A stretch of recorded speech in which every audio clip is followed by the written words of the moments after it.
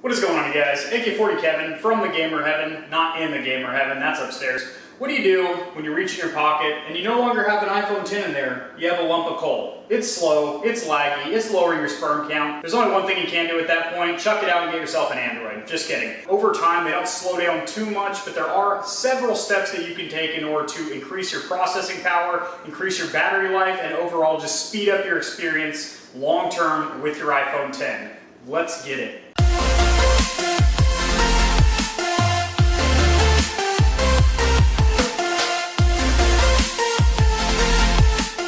The first thing you need to understand about any smartphone, even an iPhone, is it is just like a computer or a laptop. You have a processor unit in there that is handling all the processes that you not only can see when you're browsing your device, but everything that runs in the background takes up memory usage or RAM, random access memory, as well as a lot of attention from your processor. And just like a computer, there are several ways that you can clear that up. So we're going to start this video out with some basic tips, tricks, and fixes that you can do if there's not a major software or hardware glitch in your phone. At the end, we will give you a couple tips and tricks you can do to reset your device, both a soft reset so you won't lose your data, and then also a hard factory reset, which will basically make it like a brand new phone. However, you will have to back up your data via the cloud or plugging into iTunes. The first tip is to remove excess widgets. Now, if you scroll over all the way to the left, you have your widgets here. As you see, I only have one, that is weather. Hit edit here, you can add all these ones here, but literally widgets take up an insane amount of RAM in the background, and they're always being utilized. They're constantly updating. Even when your phone is locked, screen off in your pocket, all those widgets are updating in the background and slowing your phone down. The next one is to turn off background app refresh in almost all of the applications that don't need it. So you're going to go into settings, you're going to go into general, and then it's going to be right there, background app refresh. And right now you see all of these are on. And that is probably slowing down my phone quite substantially. Now granted, I just turned all these on for the effect of the video. Generally, I only have about 8 or 10 of these turned on at once. But basically all these apps are not only using your Wi-Fi and cellular data in the background. So even if you're on an unlimited plan like T-Mobile or AT&T or something like that, even though it's unlimited, you don't get charged more. Once you hit a certain cap of data usage, which is usually 500 or 1,000 gigabytes a month, which if you're on a family plan, everyone's sharing that data, it gets capped to a much slower speed. So when you're on cellular and you're trying to actually use it to look up a GPS map to find out where you're going or whatever, or God forbid, watch a YouTube video or something out and about, it's going to be buffering for days and you're not going to be able to do anything. So turn all these off. Not only will you save your cellular data, but also they're not updating in the background, so it's not constantly putting strain on your processor and your RAM. All right, the next tip that's gonna help out a whole heck of a lot is to change your email from push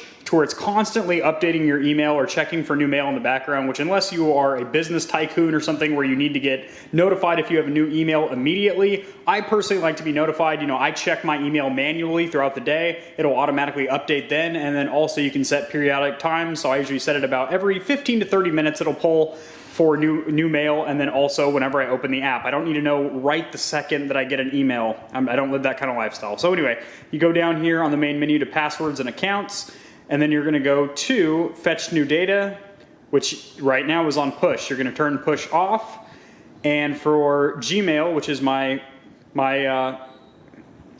account here, boom, switch it to manual. So whenever the application's in use, that is when it's going to pull for new email. You can also set down different time frames here, so we'll do every 30 minutes as well. Now this is a huge one. It's absolutely so simple to do, but everyone, including myself, forgets to do it. Just swipe up from the bottom, about a half swipe, and then you can close down all of these applications that you're not currently using. Make a little speed game out of it. Hey, making it rain on them. Look at that. Bam, all those dating apps closed. Not getting laid, all right. Bam, and the main reason you want to do that is not only if apps are running perfectly fine, they're slowing your phone down. However, apps crash in the background sometimes, and they are literally pitting out your processor at 100% usage, causing your phone to freeze up, jam up, and just run like overall crap. Now, if you are on an Android device, this is a much easier process. You have an app killer button that literally closes all your apps with a single button press. They do not have an application like that for iPhone, except if you are jailbroken, which they're pretty safe, but it risks bricking your device and also voids your warranty if Apple finds out that you've jailbroken their precious device. Now the next one will not only speed your phone up, but it's also great for privacy and just overall device security. So we're gonna go to settings again, which I have tucked in a folder here for under Apple. You're gonna go to security, or I'm sorry, privacy, and then location services, which as you see are completely on right now. And you can set them up individually. Do you want the application to ask your permission before it just starts using your location? Do you want it to constantly use your location, or do you want it to never use your location? And when you're going through these, you need to think about it. Why would certain applications like PayPal Business or my bank or Facebook, why would they need to know my location while I'm using the app? So I would just set those to never. You don't need to know my location. That's private information. So, but certain ones, like for example, GPS or a service like Grubhub or something like that, I would turn those to while I'm using the application. So you still get your location services and it's still an effective app. Now at the very bottom of this list, you're going to see system services. You can go ahead and go down here and turn off virtually all of these. I think it'll be a shorter list for me to tell you exactly which ones you can keep on. Emergency calls and SOS, Find My iPhone, you should leave on. HomeKit only if you do have the Apple HomeKit with smart home integration. I have a different smart home hub, so I don't need that. You don't need any of this stuff here. Your compass will still work without this stuff turned on. Networking and wireless, go ahead and leave that on. Your time zone will still work correctly with that turned off. Share my location, turn that off. System customization, turn that off.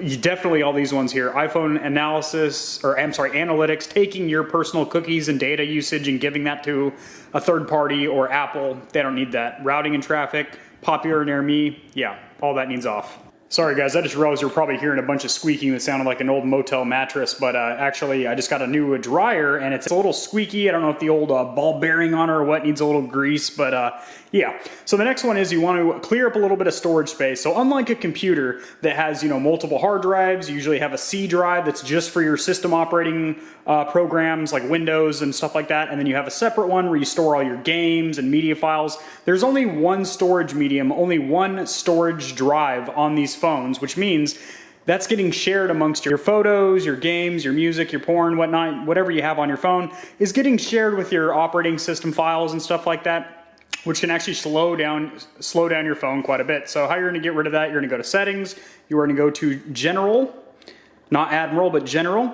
Then you're gonna go down to iPhone storage here, and it's gonna break down, whoa, easy there, bud. So you want about 7 to 8% of your available hard drive space available. So I'm kind of pushing it there, but I definitely am due for a nice sweep here. It breaks down what you have, your photos, videos, games, stuff like that. And now what I recommend is the applications that you just don't use that take up a whole bunch of space, you just delete them, and then if you need them again, you can just download them from the cloud. But you can also plug in your phone, tether it to your laptop, and run iTunes, and then all of your like photos and videos and stuff like that that you don't actively need on your phone. Like how often are you looking at photos from 6 months ago on your phone? Probably not very often.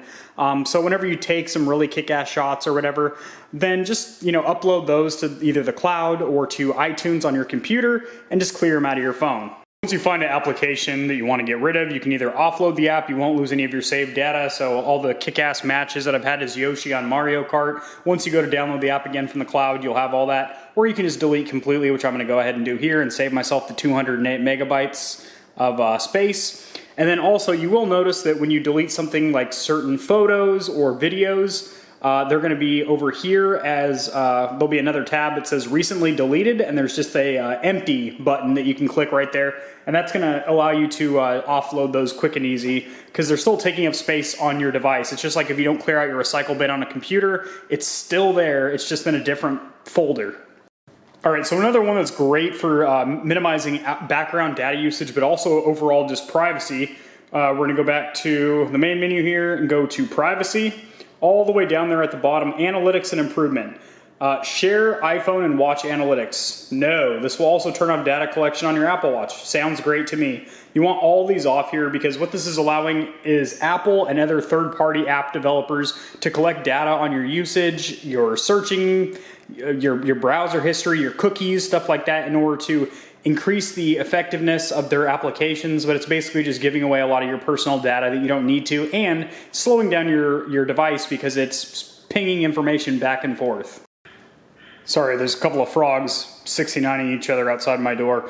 So anyway, you cannot delete Safari from an iPhone, which I'm sorry, that sucks, because Safari is actually my second least favorite browser out of, like, 8 or 9 browsers that I've tried in the past. Safari's, it's bad, it's just bad. But anyway, Safari will occasionally get used by default by the iPhone. So if you just come into Safari over here and go down to, so you're gonna go to clear history and website data. It's gonna clear the cache or cache for all these websites to store your information. I would also turn on block all cookies. I use Chrome on my phone and then either Chrome or Firefox on the PC. I think Safari is a pretty piss poor browser, just like the original Edge. The new Edge is actually pretty decent. The next one is to frequently manually check for updates. In order to do that, you're just going to go to General and then Software Update right here at the top. And a lot of times you don't get automatically updated. I have automatic updates turned off. I guess I can turn that back on now. But I was originally planning on jailbreaking this device, but I decided against that. For this particular device, I have jailbroken many Apple devices in the past.